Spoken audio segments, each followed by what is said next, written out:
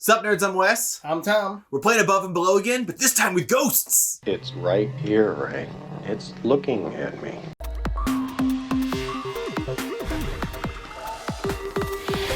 So before we get started, two things. First of all, this video is brought to you by GameToppers. They're the sponsor for Neverboard Gaming, have been for over half of a decade.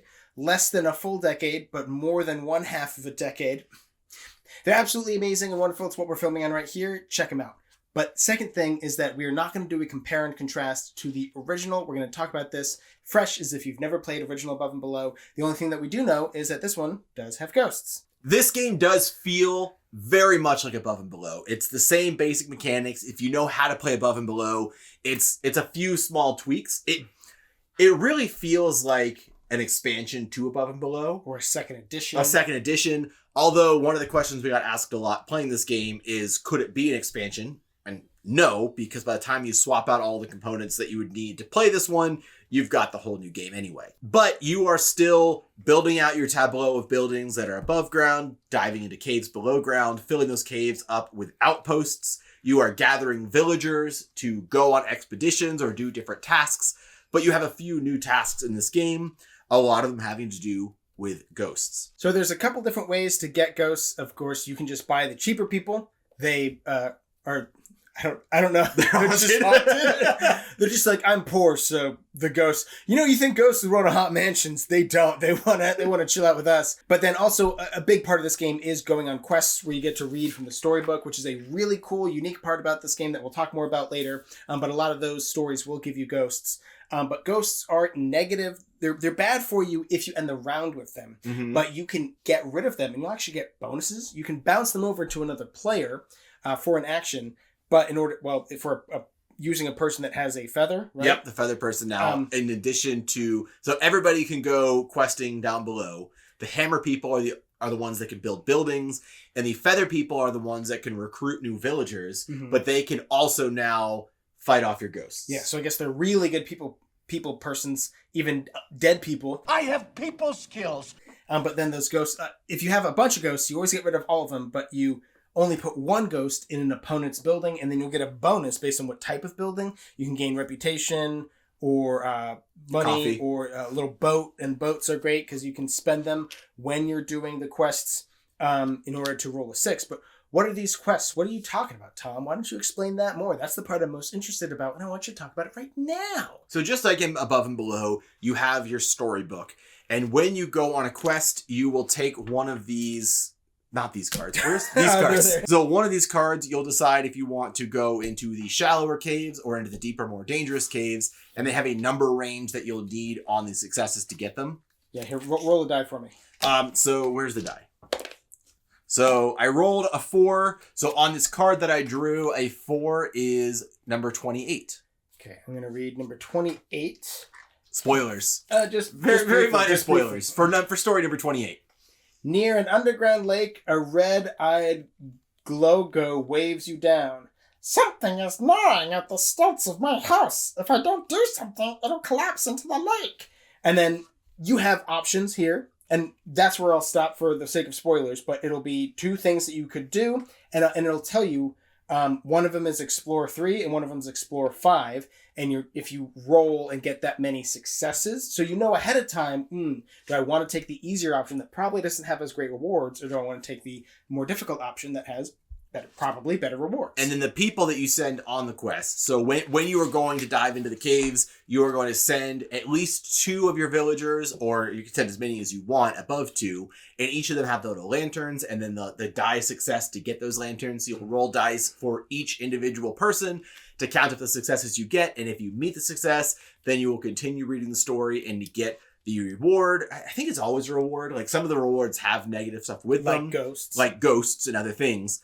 There's also like a whole other deck of you can make friends and get special abilities throughout the game. These are numbered cards that are kind of like permanents for the remainder of the game that you'll get. But the most important thing is he just said, I think they're all positive, because ultimately you don't know what you're going to get. Again, You can say, well, this one's a little bit easier, so probably less rewards, and this one's a little harder, so probably better rewards, but you just don't know. And you have to be okay with that ahead of time to know that this is not just a pure Euro style gain points and build up your engine to get more points. You have to be okay with the a little bit of story, a little bit of, goofy, but this guy's actually really mad that you did this and blah, blah, blah. Yeah, because like reputation is one of the ways you get points out of things in the game.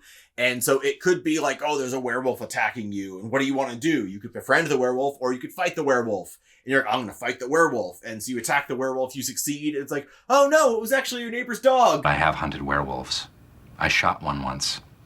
But by the time I got to it, it had turned back into my neighbor's dog.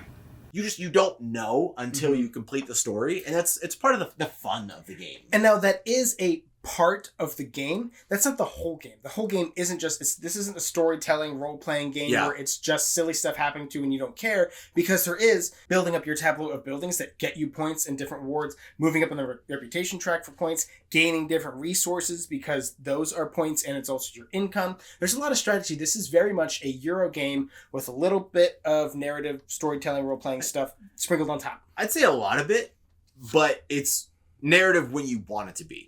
It's actually one of those things, it's not really a negative, but every time I play this game, I'm always like, oh, I thought there'd be more storytelling in it. Like, it's less, I know we played Vantage recently as well, which is just all the narrative. This is very much like the narrative is in there, but it's not like the main focus of the game. Yeah, so again, you could play this with somebody who really likes Euro games. I'm thinking of Ben again.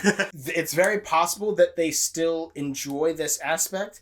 But I feel like if you're playing this with somebody whose main goal is to min-max, they want to win, they want to get the absolutely most amount of points, they want to crush you, they want to get every goal, get every building, get every... They're there to win, not play the game. They're not going to have that great of a time because, again, this is a minor, wibble wobbly, oh, maybe I get what I need, maybe I don't, but I did just commit 3 people, and they're my best people, because I really wanted to get more gold. I wanted to get enough, I was just hoping and praying. That's the only way I can get gold before my last turn of the game, and I wanted to get enough gold on the last turn of the game for me to buy this building that will give me points for everything that I've done thus far in the resources. Oh, that's 2 points for every of those resources. I have tons of those resources. That's going to win me the game. And then you win the objective, you get the thing, and they're like, oh, you won. Great. Here's rice. Here's some rice. Here's some ghosts. Here's haunted rice. But in that scenario, you can feel like, oh, it all came down to the storybook, and the storybook just didn't give me what I needed. So this game. Yeah. I can totally understand people feeling that way.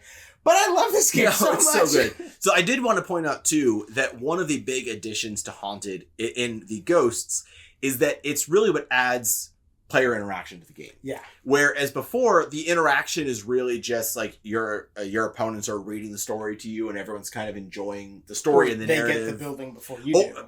Yeah. Anytime they're like, there's no player interaction, they're like, no, they bought the building before you did. Like, that's not really player interaction. It's just they got there first. But with the Ghosts, you do actually target someone to send a ghost to. And it could very well be because you get the bonus based on which type of building the ghost goes into. Yeah. So it could be, oh, well, you're the only person that had a room with a bed that didn't have a ghost in it, so I had to send the ghost to you. Mm-hmm.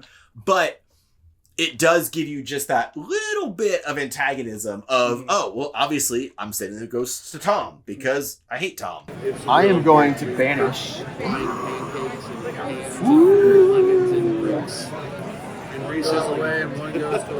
One goes away, and then one I send somewhere.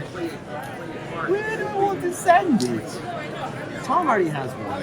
There it is. Because you've not gotten to deal with ghosts yet.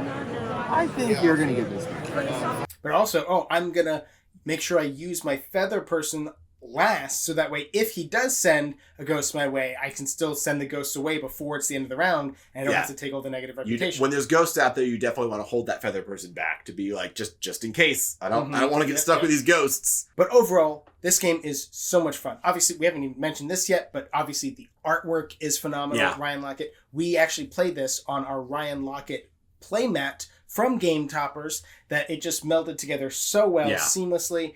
The game is beautiful. Components are beautiful. The ghosts even have little shiny, shimmery things on them.